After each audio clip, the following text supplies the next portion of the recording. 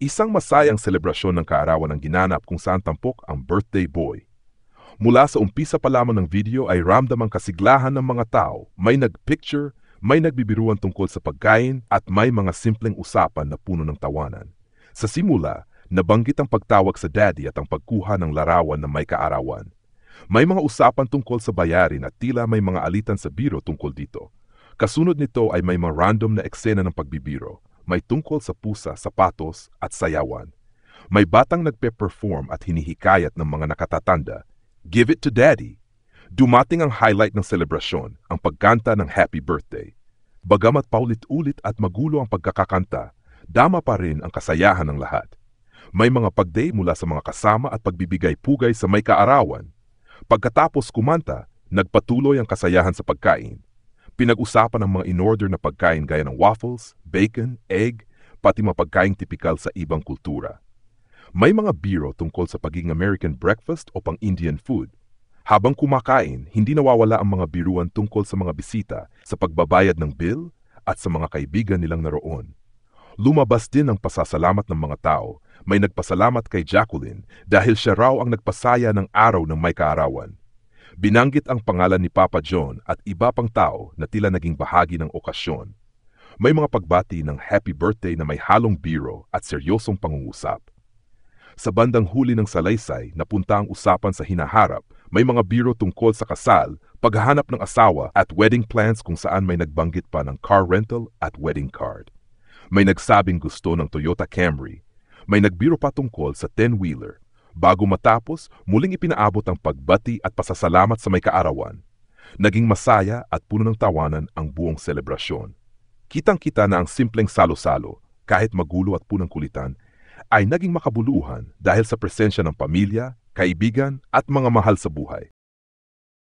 Isang reaktor ang nagbahagi ng kanyang damdamin at pananaw hinggil sa mga nagaganap na bangayan sa loob ng kanilang online community.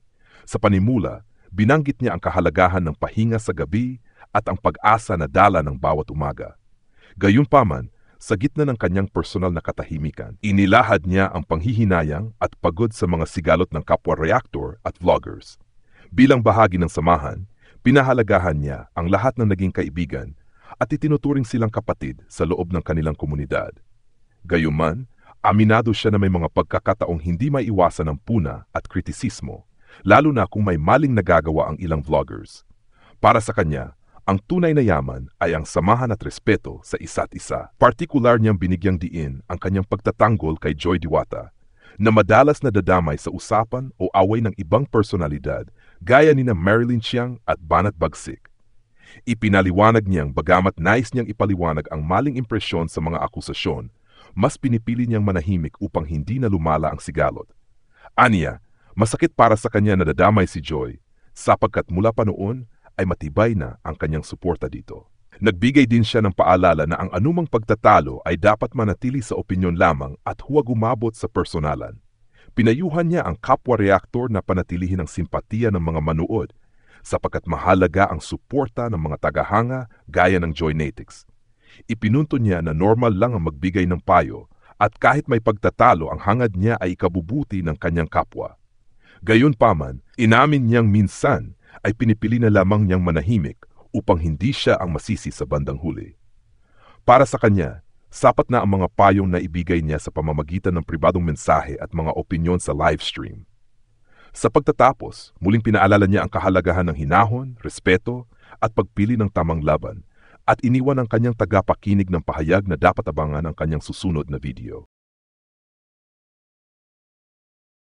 Isang masayang selebrasyon ng kaarawan ang ginanap kung saan tampok ang birthday boy. Mula sa umpisa pa lamang ng video ay ramdam ang kasiglahan ng mga tao. May nagpicture, may nagbibiruan tungkol sa pagkain at may mga simpleng usapan na puno ng tawanan. Sa simula, nabanggit ang pagtawag sa daddy at ang pagkuha ng larawan na may kaarawan. May mga usapan tungkol sa bayarin at tila may mga alitan sa biro tungkol dito. Kasunod nito ay may mga random na eksena ng pagbibiro. May tungkol sa pusa, sapatos at sayawan. May batang nagpe-perform at hinihikayat ng mga nakatatanda. Give it to daddy. Dumating ang highlight ng selebrasyon, ang pagkanta ng happy birthday. Bagamat paulit-ulit at magulo ang pagkakakanta, dama pa rin ang kasayahan ng lahat.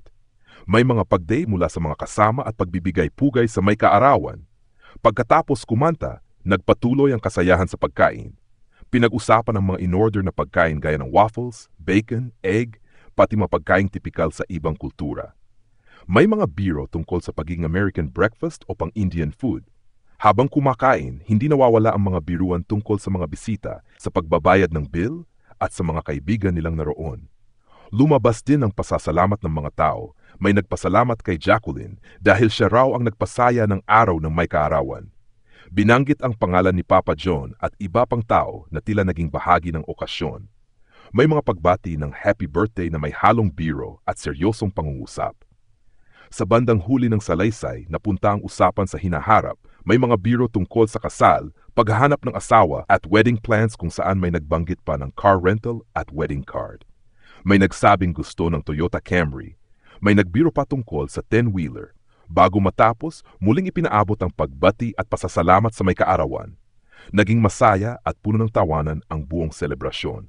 Kitang-kita na ang simpleng salo-salo, kahit magulo at punang kulitan, ay naging makabuluhan dahil sa presensya ng pamilya, kaibigan at mga mahal sa buhay. Isang reaktor ang nagbahagi ng kanyang damdamin at pananaw hinggil sa mga nagaganap na bangayan sa loob ng kanilang online community. Sa panimula, binanggit niya ang kahalagahan ng pahinga sa gabi at ang pag-asa na dala ng bawat umaga. Gayunpaman, sa gitna ng kanyang personal na katahimikan, inilahad niya ang panghihinayang at pagod sa mga sigalot ng kapwa reactor at vloggers. Bilang bahagi ng samahan, pinahalagahan niya ang lahat ng naging kaibigan at itinuturing silang kapatid sa loob ng kanilang komunidad.